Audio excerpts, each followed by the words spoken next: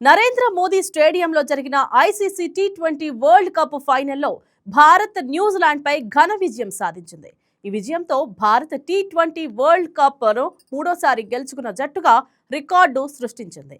ఈ గెలుపు భారత క్రికెట్ కు మాత్రమే కాదు, హెడ్ కోచ్ గౌతమ్ గంభీర్ కు కూడా క్రికెట్ హిస్టరీలో ఓ పేజీని క్రియేట్ చేసింది. ఆయన భారత జట్టు కోచ్ గా ఇప్పటికే 2 ఐసీసీ టైటిల్స్ గెలిచాడు. 2025 ఐసీసీ ఛాంపియన్స్ ట్రోఫీతో పాటు ఈ టీ20 వరల్డ్ కప్. ఇది భారత క్రికెట్ చరిత్రలో ఏ కోచ్ సాధించని అరుదైన ఘనత. ఈ క్రమంలో ఆయన మీడియా సమావేశంలో టీమిండియా డ్రెస్సింగ్ రూమ్ వాతావరణంపై వస్తున్న ఆరోపణలకు కాస్త గట్టిగానే బదిలిచ్చాడు. టీమిండియా ఆటగాళ్లతో తనకు సత్సంబంధాలు లేకుంటే ఈ కోచ్ పదవిలో ఉండాల్సిన అవసరం లేదన్నాడు. ఇంతకీ గంభీర్ ఘాటు కామెంట్స్ కు కారణమేంటి? Let's watch the story.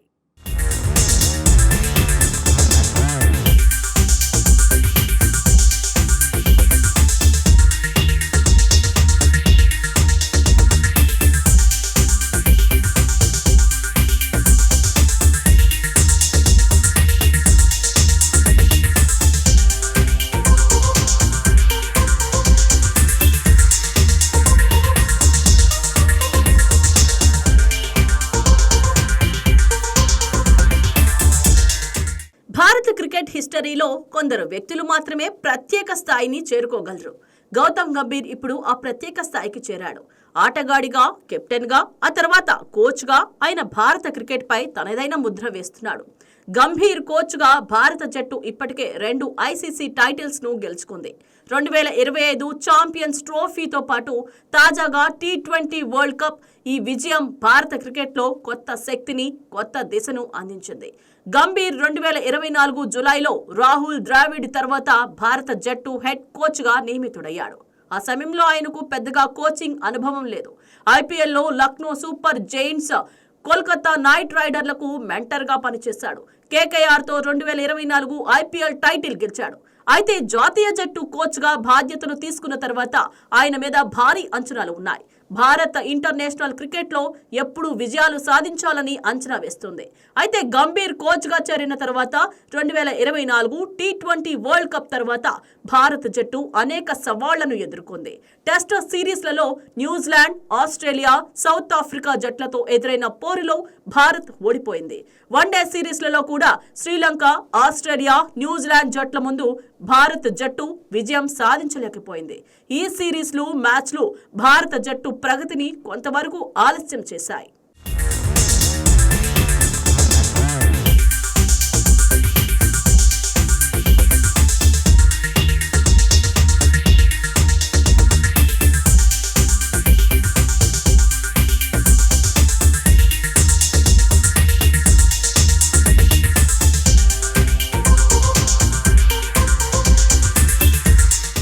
Gambhir coach గా వచ్చాక వైట్ బాల్ విజయాలతో పాటు రెడ్ బాల్ క్రికెట్ లో భారత్ ఎదుర్కొన్న సవాళ్లు కూడా ఎక్కువే.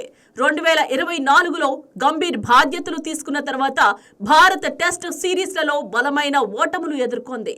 2024లో న్యూజిలాండ్ తో హోమ్ సిరీస్ లో 0-3 తేడాతో వైట్ వాష్, ఆస్ట్రేలియాతో సిరీస్ లో 1-3 తేడాతో ఓటమి, సౌత్ ఆఫ్రికాతో హోమ్ సిరీస్ లో ఓటములు, గౌహటిలో 408 రన్స్ తేడాతో ఓడిపోవడం వంటి హిస్టారిక్ ఓటములు కూడా ఈ లిస్టులో ఉన్నాయి.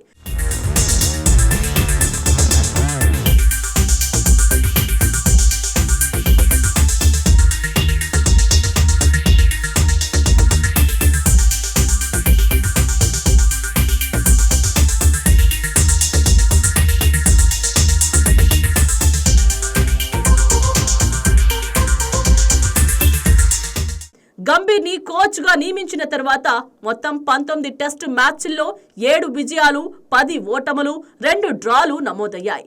హోమ్ టెస్టుల్లో 12 సంవత్సరాల తర్వాత సిరీస్ ఓటమి వంటివి జరిగాయి. వన్డేలలో కూడా శ్రీలంకతో 2-0 తేడాతో ఓటమి, ఆస్ట్రేలియా, న్యూజిలాండ్ తో సిరీస్ ఓటములతో గంభీర్ మీద విమర్శలు పెరిగాయి. టెస్ట్ ఫార్మాట్ లో భారత్ డామినెన్స్ కోల్పోయిందని, హోమ్ గ్రౌండ్స్ లో కూడా ఓడిపోతున్నామని చర్చలు జరిగాయి. ఈ సవాళ్ల మధ్య భారత డ్రెస్సింగ్ రూమ్ లో టీం అట్మాస్ఫియర్ బాగాలేదని పుకార్లు వచ్చాయి. కొంతమంది సీనియర్ ప్లేయర్లు రిటైర్ అయ్యారు. టీంలో ఉద్రిక్తతలు, అసంతృప్తి ఉన్నాయని మీడియాలో రిపోర్ట్లు వచ్చాయి.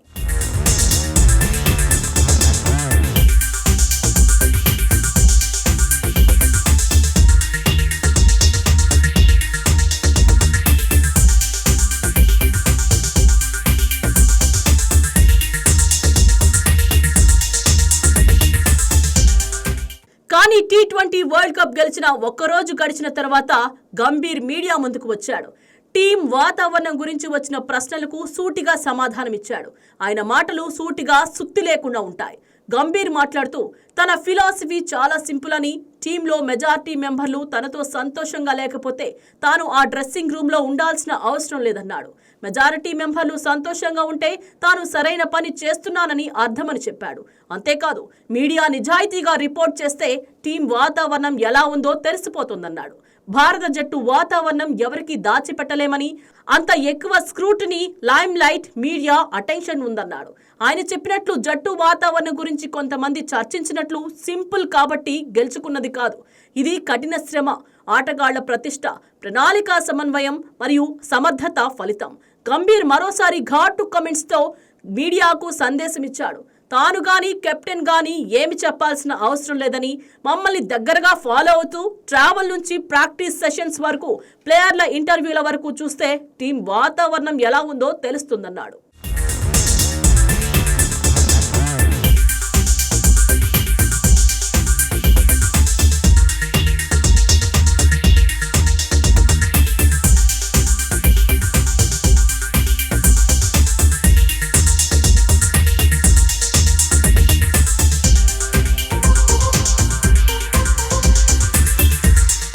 అంతేకాదు, గంభీర్ టీం ఎంపికలపై కూడా వివరించారు. తాము ఆటగాళ్లను ట్రస్ట్, ఫెయిత్ ఆధారంగా ఎంచుకుంటామని, హోప్ ఆధారంగా కాదని క్లారిటీ ఇచ్చాడు. ట్రస్ట్తో ఎంచుకుంటే 4 నుండి 5 మ్యాచ్ల తర్వాత తీసేయలేమన్నాడు.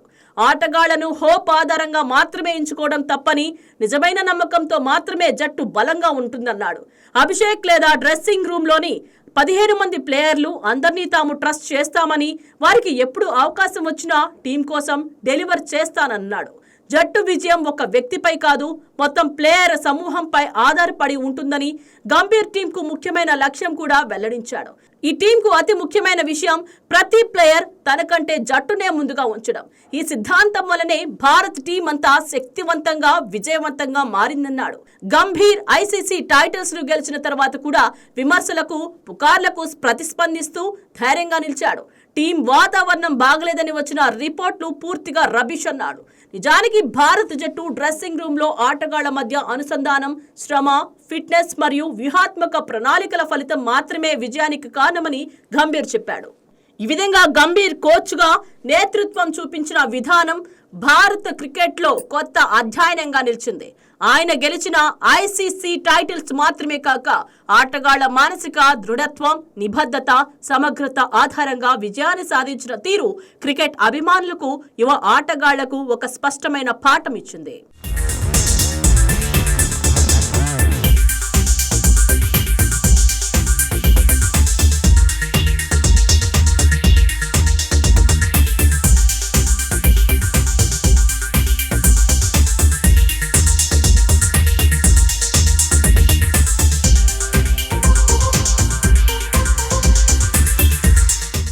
గంభీర్ చూపించిన ధైర్యం, నిజాయితీ, స్పష్టత టీం విజయం వెనుక ఉన్న వాస్తవాన్ని ప్రకటించడం మాత్రమే కాదు, భవిష్యత్తులో జట్టు నిర్వాహకులు, కోచ్లు మరియు ఆటగాళ్ల కోసం ఒక ప్రేరణగా నిలుస్తోంది.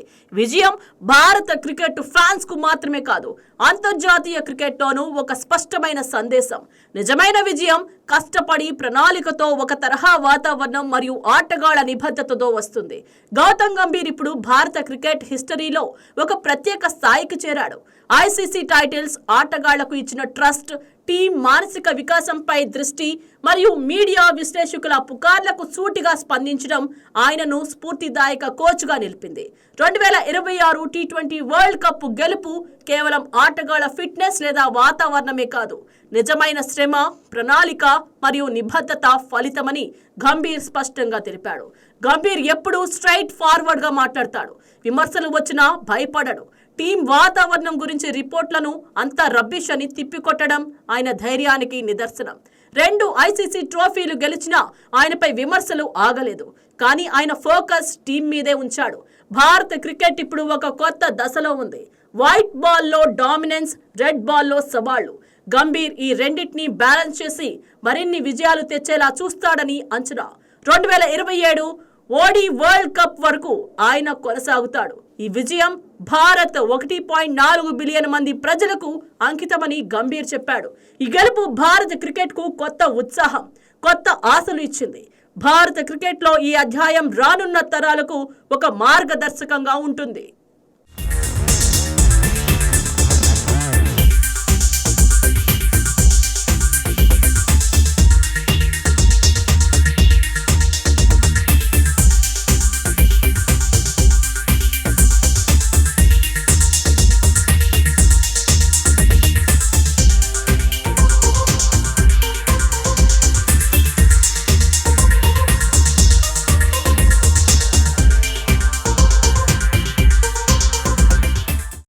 Please subscribe to YK TV Network. Please subscribe to YK TV.